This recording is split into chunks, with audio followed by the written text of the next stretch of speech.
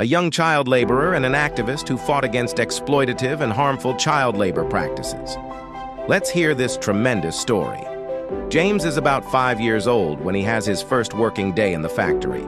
Later, when his mother needs money for an operation, she takes out a loan from a factory owner.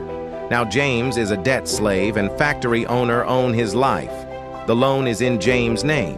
That means James owes 5,000 rupees to the factory owner that his mother's operation cost.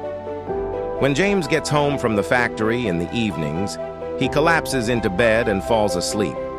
Sometimes, factory owner wakes him around midnight for delivery. In that instant, James decides he's had enough. Early one morning in October 1992, James runs away from work. 1 hour later, he arrived at a meeting of the Bonded Labor Liberation Front, BLLF. James listens with interest when Michael talks about the law against debt slavery. Michael asks James to tell the other children about his experiences. At first, James doesn't dare, but then he steps up to the microphone. He tells his friends and children in other factories that they don't have to stay with their owners any longer. Factory owner threatens James's mother. He says he'll kidnap her if James doesn't return to work or pay off the debt.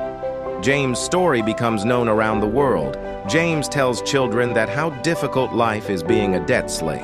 Many newspapers write about him, and he is featured on lots of TV programs.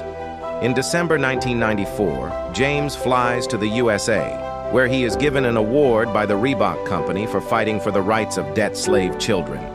James returns to its home country. On the morning of Easter Sunday, 16th April 1995, he takes the bus to home. That evening, he joins his relatives.